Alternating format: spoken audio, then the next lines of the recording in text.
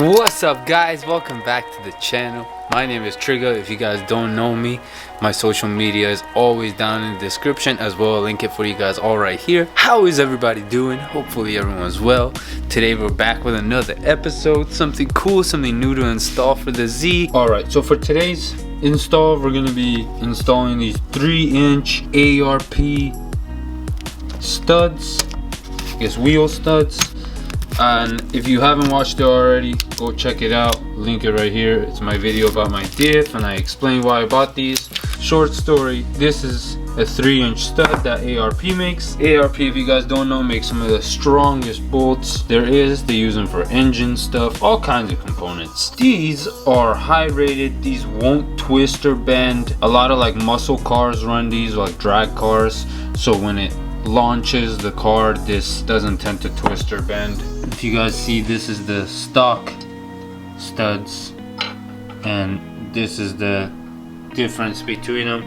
Just it's much thicker, much bulkier, and just longer. And what's cool is these are 3 inches, and my lug nuts, which are these titanium lug nuts, are the same size. So when you throw them on and they're open-ended, it's going to be exactly on there. It's gonna look so sick. And I only have it for the rear, guys. This is gonna help in the future too. When the car makes more power, I won't have to worry about my studs breaking or my wheels or anything. But yeah, let's get right to it. So if you haven't watched the video of how to take this whole spindle out and taking your rear subframe out, I'll link it right here. Go check it out. It's super easy.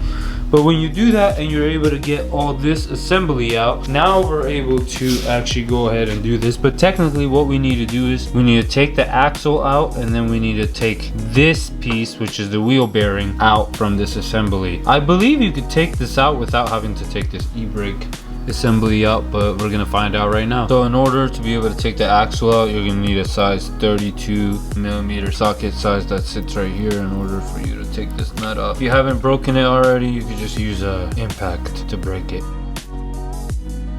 But what you guys just watched me do was I untook that bolt off and I used a mallet. You can put a piece of wood, but I just used a mallet just to be able to tap it out, just because it's like splined. And these axles are splined, so just a heads up, this was in front of it. So when you reinstall it, you're gonna want it to sit just like that. And it has like a blue side. The blue side was facing inward, just so you guys know. But let's throw this little guy on here, just like that. Yeah, now that that's out, now what we're gonna have to do is we're gonna have to take those 4 bolts out to be able to take that wheel bearing out. So those 4 nuts are size 17. Hey, just so you guys know, when you do this and you do take this wheel bearing off, when you want to reinstall it back, you could always mark it with a Sharpie. But if you look closely at this, you see there's an indentation right here. It's like this groove that comes up. If you look at the bottom, it's flat. This is for you to know this is the top of this when you go to reinstall it back in. But yeah, that was super simple. Well, sorry guys, the camera died. But I threw on the Voodoo13 control arms. It looks so nice. Voodoo everything, guys, right there. That arm is Voodoo, this Voodoo. So you guys can see this whole assembly can be replaced with this. This is much stronger. It's made out of billet. This is like cast aluminum. Anyways, this is crap. This is what you need, especially if you're trying to drift. This is the suspension components you're gonna need, but crazy difference. I'm excited to have these. But guys, this only works if you have a true coilover system. If you haven't checked it out, link in the video, check out my coils, but you're gonna need things like that. Alright, now that we did that, now let's talk about this. So with this, guys, what you're technically gonna need to do is you're just gonna need to grab a hammer. You're gonna wanna hold on to this, or you're gonna wanna put it on like a vise or like something like that, but I think I'm just gonna hold on to it. And you're just gonna need to take a hammer and pretty much beat these out, because that's pretty much the only way. And then I'll show you guys how to put it back in. But let's get to beating, because we got to beat the hell out of this.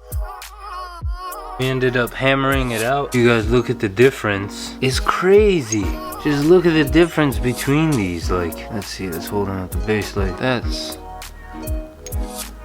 awesome. Anyways, now with the new studs, you're gonna be able to just push them right through. They are like, in a way, almost, I feel like, patterned. So I guess try your best to get it in correctly. But the way I was gonna do it was I was just gonna hold it in place and actually put a lug nut on and torque it down with the gun and have it go fully in.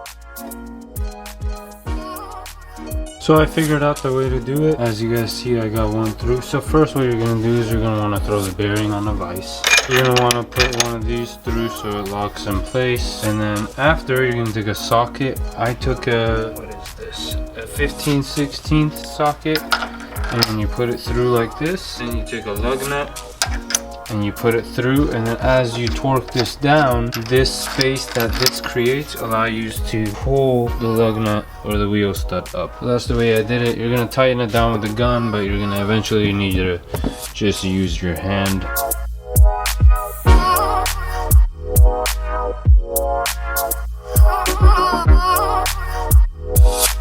Really hope this helps somebody out who's trying to do this. Guys, if you guys have a drill, an impact drill, use it because it makes the process much easier. I don't know why I didn't, but these are all 5 ARP 3-inch studs installed. I'm gonna go ahead and clean this up and it's ready to go back in the car. This looks so good. Came out so good. Now what I'm gonna do is I'm gonna do it to the other side. You would just pretty much have to follow all the steps to reinstall this back onto the car. And I would probably use some Loctite on these bolts, some blue Loctite probably, so it's not like crazy. Yeah, that's it. But yeah, let's do the other side now. Anyways guys, I hope you guys enjoyed this video. If you did, give it a fat thumbs up because it makes me happy, guys, and I love to see that. Thank you so much for all the support. If you haven't already, hit that subscribe button, and thanks guys. Till the next video, peace out. Next video is something special.